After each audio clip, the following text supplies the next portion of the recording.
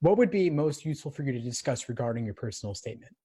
Well, I guess how to format it to give the admissions committee the ability to see who I am and the obstacles I've overcome. Also, the things that I have accomplished by overcoming those obstacles, and also what will make me a good candidate for law school.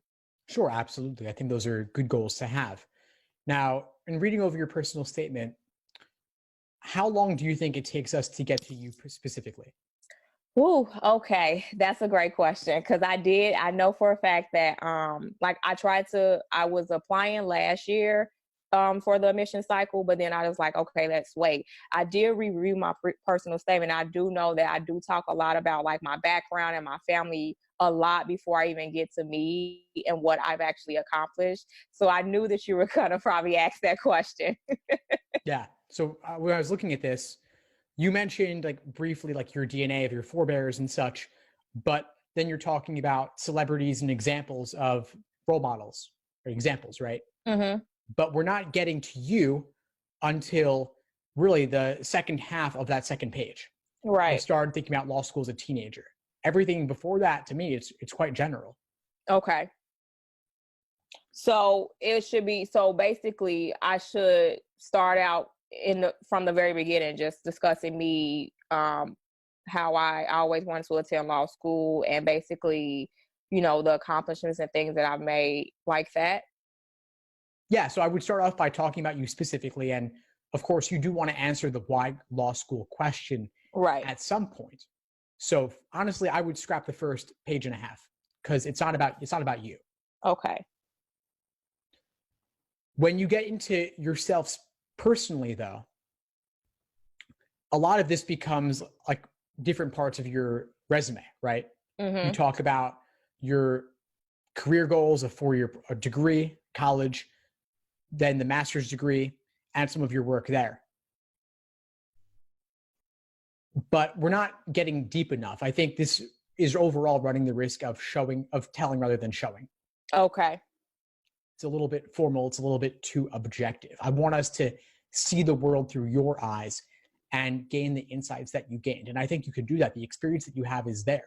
Your nonprofit work could be a good opening to talk about why law school, and especially, of course, your role as an advocate. You're helping underserved kids. You're helping them with education. You're helping them find jobs, and you have a passion for social justice. I want that to shine through much more. Okay.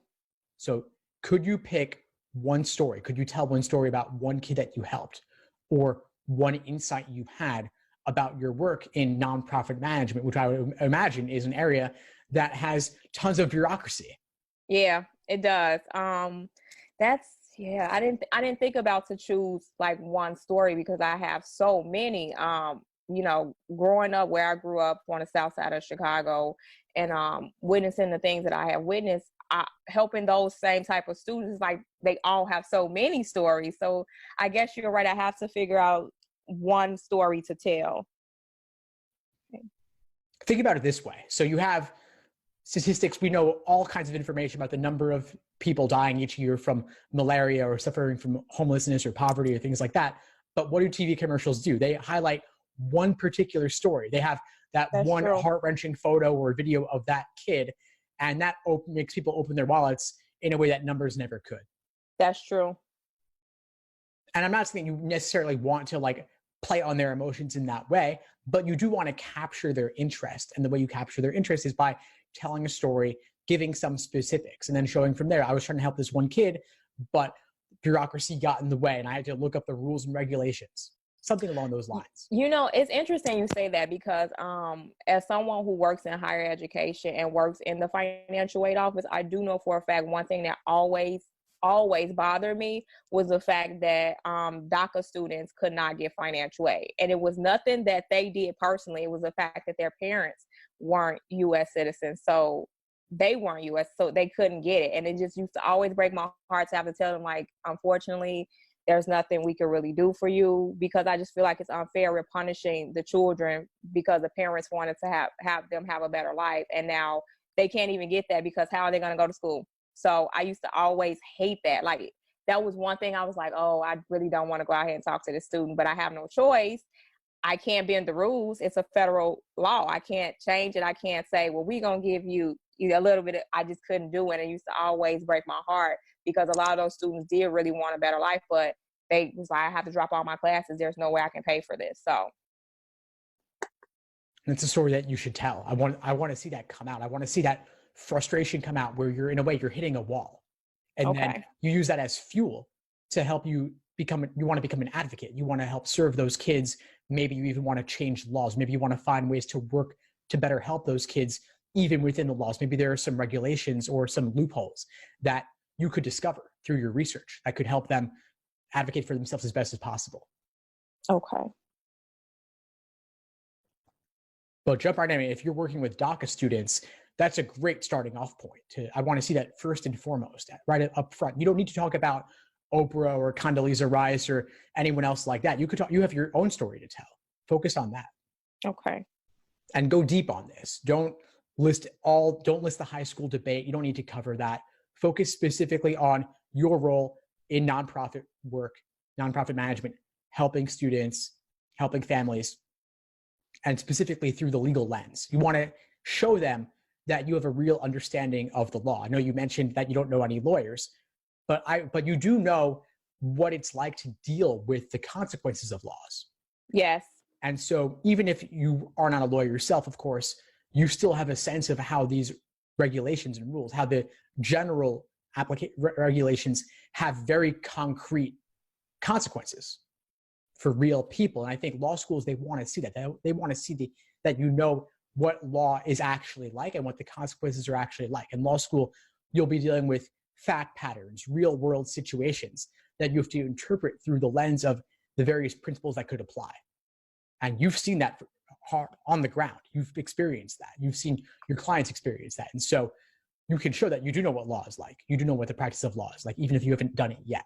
So do you recommend then, Steve? Because I always struggle with, I'm always that type of person, like I really want them to be engaged when they read my personal statement. So I guess I struggle with how to capture them, like from the first, because I don't want them to be bored when they start reading, like, oh, this is, bland. I want to capture them when I first, I guess, start like my intro, because I was always taught like, oh, you want to kind of grab them when they first start reading. Do you suggest that I start out by telling the story of I guess how I can definitely see how laws affect people that I've worked with? You can just jump right in. You don't need to say, through my work, I've seen how laws can affect people. Just say, one of the hardest things I ever had to do was tell this 18-year-old kid they had to drop out of college because they couldn't get financial aid because they were DACA. And you could say, this particular student was studying XYZ topic, and you don't need to go into a ton of detail about them, but a little bit of detail can make the story come alive more. Okay. Then you can explain how you were on this hunt to figure out what exactly was holding them back. You knew the DACA recipient, they were undocumented, and so they weren't eligible for this particular type of loan. Okay. Then you could zoom out a little bit and talk about your role in nonprofits, what you were doing, why were you in this position? Okay. And so how have you run up into these walls?